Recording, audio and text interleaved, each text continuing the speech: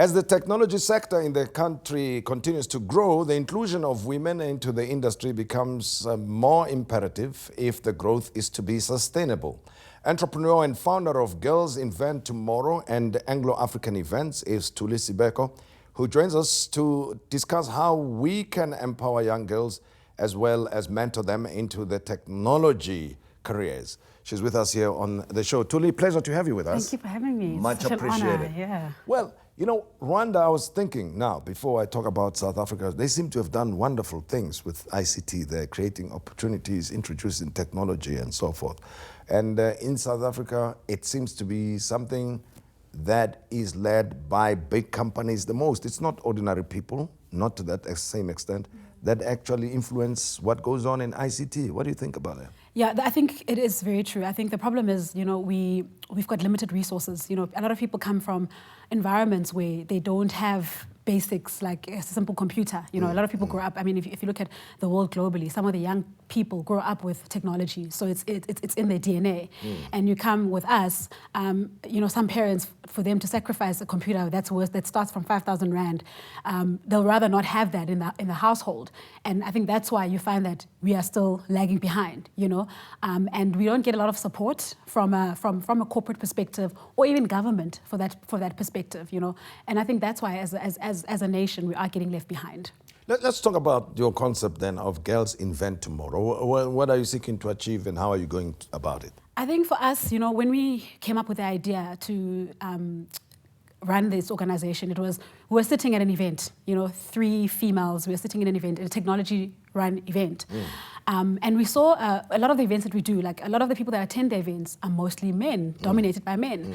A few females were there, but we were like, no, something is not right. Yes. We have to change the status quo. We have to do something. You know, we in it, we involved. We've got clients in the technology sector. What can we then do to kind of change, you know, and the little that we can do, what can we do as friends to come together and start this thing? So we really just wanted for us to expose females in technology, number one, and make them, and really give them the opportunity to mentor other young girls and give them the opportunity to know that there are lots of careers. You know, it's not just being on TV or being in marketing or in advertising. You know, there's in technology as a whole, there's so many careers and there's so many amazing careers that people can get into. And I think for us, it was really just, we wanted to be the face of females in technology with young girls who are growing up, who are doing maths and science, and then when they get to standard 8, they drop maths and science because they don't have any female mentors or anybody they can identify with who's really done what they do, or they come from the neighborhood that they come from. You know, so it was really just putting a face to technology from a female perspective. And I can imagine, I mean, I'm a bit familiar with what goes on in the ICT space. And a lot of people, young people, are not aware that there are great, amazing careers to be pursued in the ICT space, right? They're still following the old defined careers in accounting, medicine, lawyers, and science, and lawyers and so on. Whereas the diversity, the range of careers in ICT is immense. Programming, software development, absolutely, you name it. But tell me, how do you go about taking this information to young people and girls in particular? So what we've done is the programs that we've run already, we go to the schools, the ones within our area, within Access, and where we find that the principals are actually welcoming, because there's a lot of challenges as well within the schools. So we go to the schools, we introduce ourselves, we tell them who we are, what we're about, and we really let them know that we really just here to give a workshop to talk to girls about careers in technology, especially the ones that are doing maths and science. We do not want them to drop maths and science because we want them to, you know, we really want, for us, I think it would be great to have the next Mark Zuckerberg being a female. Whether it's black, it's white, it's irrelevant, but a female creator, you know. So I think that's really what it is. And a lot of the schools that we go into, they really love the concept. They really love the fact that we are taking time from, you know, from our schedules, and we go to them and we really kind of just talk about the females that are part of the pool, the females that are part of that we work with, are all doing amazing things. You know, some of them are gamers, some of them are developers, some of them are, you know, are CEOs of technology companies. And it's really just putting a face to the field to kind of say, oh, okay, so somebody who grew up in the same neighborhood, or who's got a similar background as me, can actually achieve X, Y, and Z, but these are the steps that you need to take. Don't drop maths and science, you know, and that's the biggest challenge. And I think for us, it's really been a learning experience, the whole thing, because I think when we started, we came in with, we want to teach young girls how to code. There's a global drive on coding and coding. And it was such an eye-opener because when we started that, we took young learners from Eldos. There's a friend of mine who's in the area. We brought them to the school. A lot of them do technology, but they've never worked in a computer before. Yes. So then you think, our challenges are completely different. Yes. What do we do then to kind of start this thing from afresh? Yes. So we then had to take 3 steps back, and kind of say, okay, fine, coding is great. We need to teach kids how to code, but we need to expose them to a basic computer, just a basic setting up an email, having an email address, being able to send a CV, So it's kind of, for us, I think it's been a learning curve because, you see things globally, you're like, yeah, we can do this in South Africa. But tell me, are the big companies that are based here in South Africa working with you because they would expose you to the range that I spoke about of the different career options that are there and the possibilities, the opportunities that exist in the ICT space?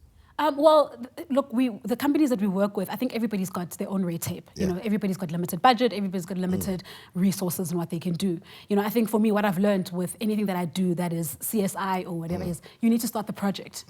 Once you start the project, it's easy for you to go to the big company and say, this is what we want to do, this is our strategy, this is where we want to go in the next 3 months. How can you come and on board? We don't want money. We just want these are the things that we require.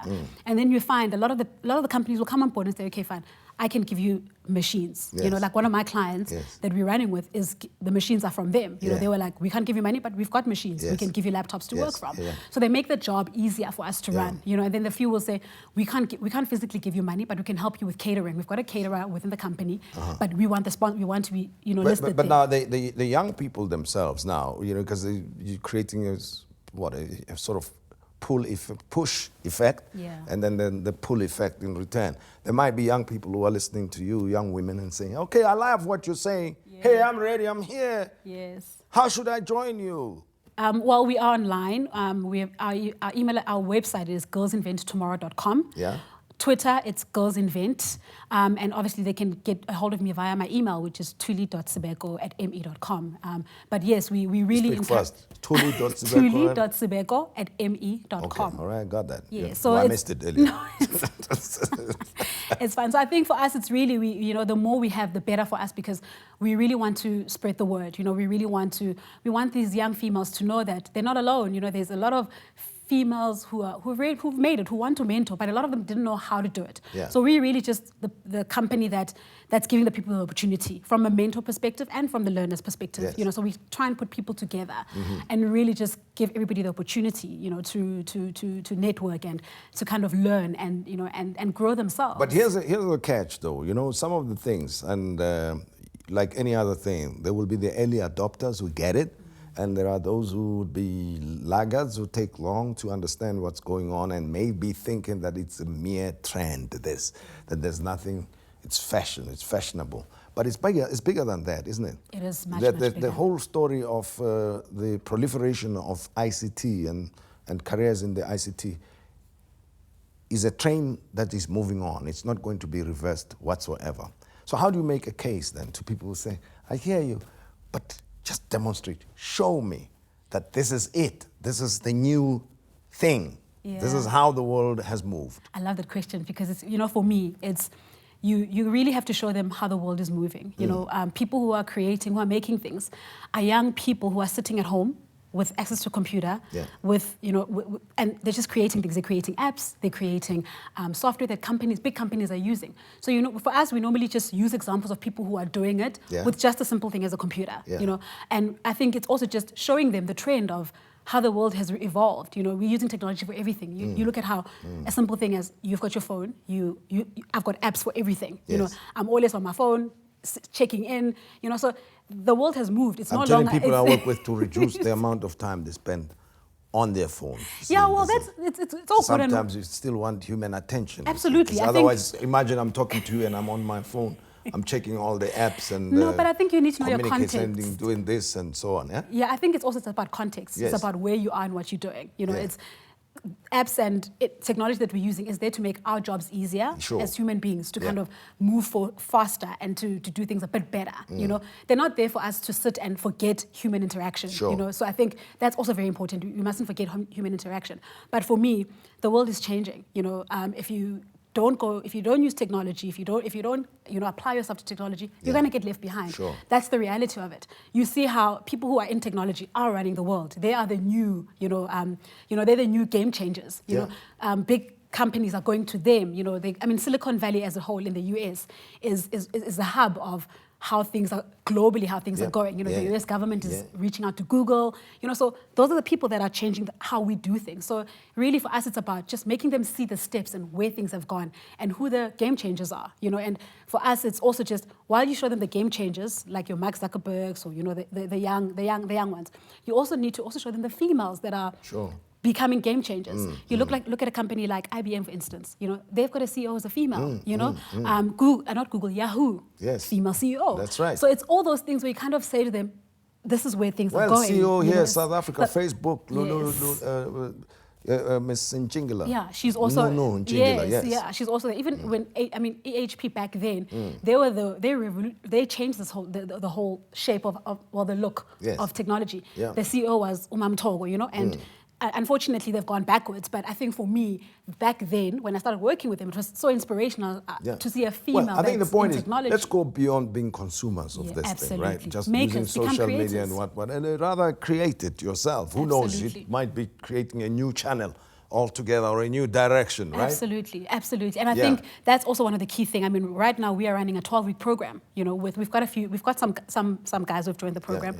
We've selected 10 learners, 60% of them are females. Yeah. And we're taking them through the program where we're teaching them how to make websites, how to create apps, because for us it's not just about consuming, it's about you have this thing, you have this tool, how do you solve problems, and that's really where we are. Right now we're at the stage where we want them to find... I'm listening to you attentively. Yes.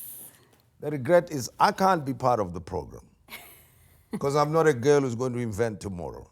So I hope that Girls Invent Tomorrow, you paid attention, and then you will be getting in touch with Thuli Sibeko, who will tell you on how you can get on this journey of becoming an ICT expert yourself. Stay with us.